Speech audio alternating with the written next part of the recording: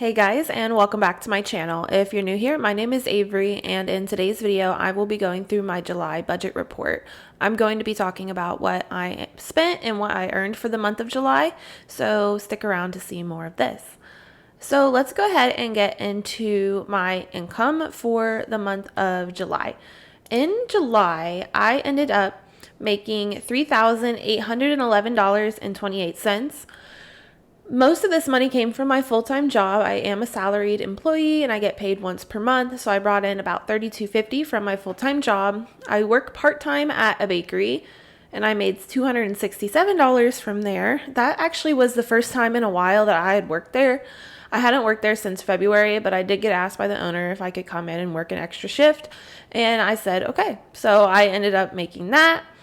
I also brought in $125 from a gift, and I think this was money that my dad gave me when I was in June for my birthday, and I finally got around to putting it in my bank account, and then I got $48.34 in interest. I have a high yield savings account with Ally, and I highly recommend getting one of those high yield savings accounts that are available nowadays because you can get a lot of interest off of your money in comparison to regular savings accounts.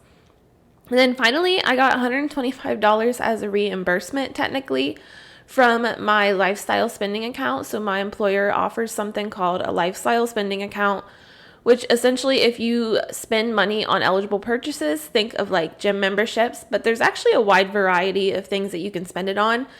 You can get $125 per quarter on these expenses reimbursed to you, and that's what I did for my spin classes for the month of July. So total is $3,811.28. Now let's go ahead and get into my actual spending. So for my spending in the month of July, I did end up moving. So my costs or what my expenses are may not be what they typically will be in a normal month. But essentially, I spent $2,263.34. So let's talk about what I spent that money on. How about we go in reverse category order just to switch it up? I haven't done one of these videos in a while, but I wanted to bring it back so I can make sure I'm reflecting on how much I'm actually spending. So I spent $26.76 on subscriptions. This includes 3 different Apple subscriptions. I know, Apple has a hold over me. 2 of them being Apple Care, and then one of them being Apple like cloud storage, and then the final one is Spotify. And I don't know if you guys heard, but Spotify is actually increasing their prices by $1, I think starting in September. So that's a bit of a bummer, but I'm probably going to keep it because I use Spotify all the time.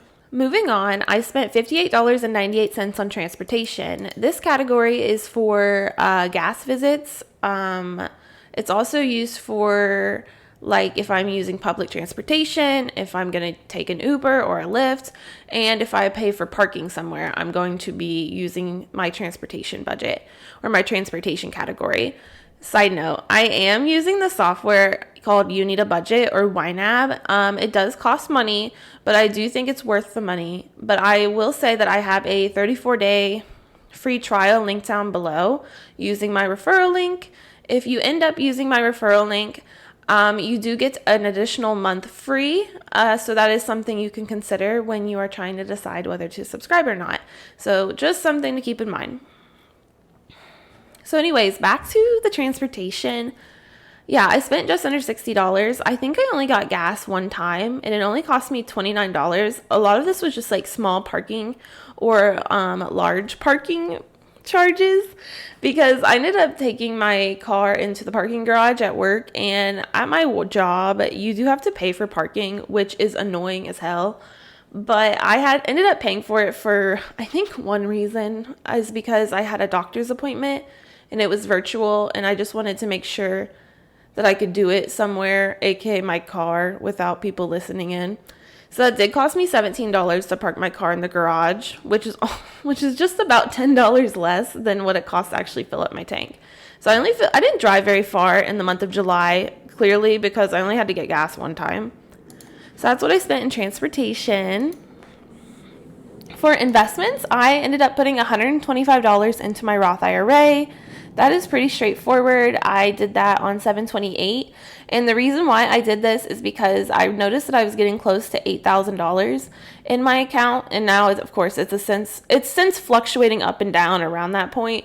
But I was like, you know what? I'm going to spend this money. Or not spend it. I'm going to invest this money and try to reach a new milestone. So that's why I did it. So a bit of an impulsive investment.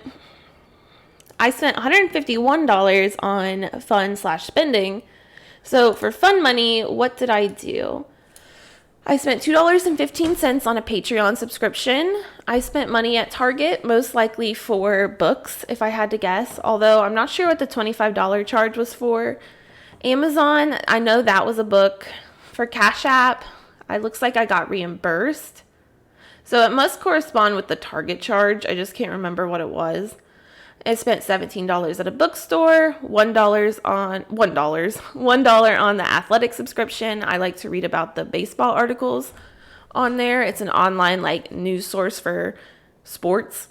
I spent $11.81 on my Kindle, and then I spent $23 on Barbie tickets, which I really enjoyed Barbie, by the way. If you haven't seen it, I do recommend it. I mean, I know a lot of people recommend it, but that is something that was actually quite enjoyable. And we went to a sold-out showing on the weekend that it opened, and it was actually really fun to see a movie in theaters with a bunch of not like-minded people, but a bunch of people that were also there for the same purpose and because they were hyped up for a movie. I hadn't seen honestly this much hype for a movie in a long time. And in a similar realm, same thing with Oppenheimer, or as I put it in here, Barbie and Oppie. I enjoyed that movie too. My only thing about it was that it was 3 hours long, and I'm kind of the personal opinion that no movie should be 3 hours long. It was way too long in that aspect, but the movie itself was very well produced and very cinematic, and the story was good as well. So I think, and it was a great performance by the main character. So really enjoyed that. Moving on, I spent $187.45 on utilities. Hopefully my utilities budget is going to go down starting in August because I did move into a different place where the utilities are included in the price of rent. But I did have to end up paying utilities for the last month that I spent in my old apartment. So I consider phone a utility. So this is actually the same every single month. It was $37.19. My gas was $80.27. And then my internet was $69.99. I actually don't know where my electric charges went. Are they in a different category, perhaps? I know I spent money on electric, so we'll have to take a look here. So, for gifts, I ended up spending $50 on my cousin's I ended up spending $50 on my cousin's bridal party or bridal shower just to get her a Target gift card. So that's where that's coming from. And then I spent $250 on a credit card annual fee. I did end up getting a new credit card. It is a travel card. I believe it's the Amex Delta SkyMiles Platinum card. And it does have a $250 fee. I'm thinking about doing a review of this credit card once I've had it for longer and can give you a better idea of what I like about it, maybe what I dislike about it, and whether or not I think it's worth it. But in general, the point of this card is that there is a sign-on bonus of 85,000 miles. It fluctuates, obviously, but it's 85,000 miles when I signed up. And all I have to do is spend about $4,000 in 6 months, and then I get that bonus. And we're doing that because we decided that the cost of flights lately are just kind of out of our price range. So we are thinking that if we spend money that we were going to spend anyways, by we, I mean me and my boyfriend, because we're doing this together. If we spend money that we were going to spend anyways, we might as well try and put that money, get miles back for it that we can use towards purchasing or subsidizing the price of flights that we take. Because we would like to travel more and visit people. It's just kind of hard when you have a fixed income, I guess, or you just have an income that's okay, but it could be better, and it could be worse. But yeah, $250 for that. The last thing I'll say about this is that there is a companion certificate, I think is what they call it. So for each year that you have it, so at the end of your first year, you'll get a companion certificate. And essentially how it works is that you can use it on any domestic flight. So just that alone is kind of worth the price of the credit card fee. So that's what we're thinking. Moving on to health and fitness, we spent $521, I spent $521.10 on health and fitness, which seems like a lot. So I need to actually go through here and just double check what I even bought. Medical was $137. So I spent a lot of money on medical supplies and on prescriptions because it never ends, you know? And then for wellness, I spent $139. Oh, I know what happened. So I spent $139 at Cycle Bar. That is my monthly spend membership. $15 because I had a late class cancellation fee. You know, one of these days I'm not going to have this charge in a month, but at least once per month I seem to have it. As long as I'm still going the majority of the time, I'm fine though. So my final charge is actually $230, and this is a bit miscategorized, but I wasn't sure really where to put it. But essentially what I spent this money on was I was paying for a licensure test for my sister because she is trying to get her social work license. And she has taken it a few times, but and by we, I mean me and my boyfriend, we wanted to subsidize the cost of her next test since it does cost a couple $100s. So that is something that we ended up doing for her in the month of July. So hopefully she passes that. Please send good vibes. I know she can do it. She's been very close. So that is what the money went towards. Moving on, food. Ooh, okay, food. I spent $650 on food. I did not need to know this now that I'm thinking about it. I just saw that. I was like, I'm about to just log off. I spent $251 on groceries and almost $400 on dining out. Let me tell you, when it's like you're moving, it's a struggle. And if your mental health is struggling, you really are just spending all of your money on eating out, I guess. But groceries are pretty straightforward. I don't really have much of an opinion on that. Dining out, oh my God. Okay, let's look. I spent $30 at a cafe, $25 on pizza. I spent a ton of money at Starbucks. The cafe again. Went to a coffee shop. One of them just says dining out. I don't even know what that is. It's probably Starbucks again, based off of that price. Went to Chipotle, went to a bakery, coffee shop, Chipotle, Raising Cane's, Taco Bell, gas stations, because if I get a coffee at a gas station, I categorize it as dining out. Went to the expensive cafe again, donut place, cafe, bakery, Dairy Queen, cafe, bagel shop. Lots of bakeries in here, lots of coffee shops. And this is why I've kind of changed my budget around to become more strict about how much I'm spending when I'm eating out, because this is not sustainable. This is not what I should be doing. So yeah, that is a bit embarrassing, but we keep it honest on this channel. Moving on to my final category, I spent $903.55 on housing. My rent was prorated for the month of July, so I only had to pay for the first half of the month, and then I moved into my boyfriend's place, so I didn't have to pay half of the rent there when I first moved in because him and his old roommate had already paid for the full cost. So it's $359.81 was basically for 2 weeks worth of rent. That's pretty nice. And then for my other part of the housing, I spent $500 and almost $50 on household. It was $322.49 on a standing desk, which I am loving my standing desk. I got a Flexi Spot standing desk, and honestly, it's helping me like stay active and stay more mobile when I'm working from the computer all day for my job. In line with that, I also spent $192.73 on a walking pad or an under the desk treadmill. Absolutely loving that. I'm using it when I'm working. I'm using it when I'm not working. I'm using it when I'm hanging, just like chilling. Highly recommend one of those if you need to get more movement in your day.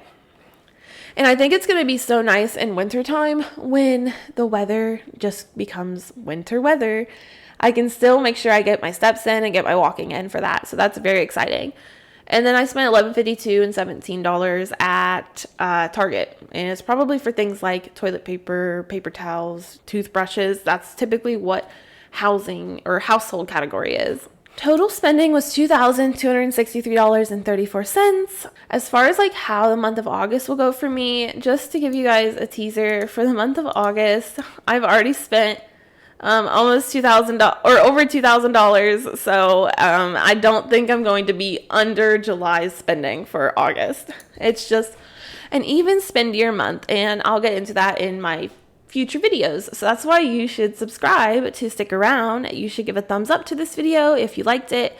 Otherwise, I'm going to go ahead and transition into my giveaway. So I do want to do a giveaway for my subscribers, simply because I wanted to do it when I had 500 subscribers. I'm a little over that now, but I didn't want to forget about it like I did for the last few months. So now I'm going to go ahead and just do that.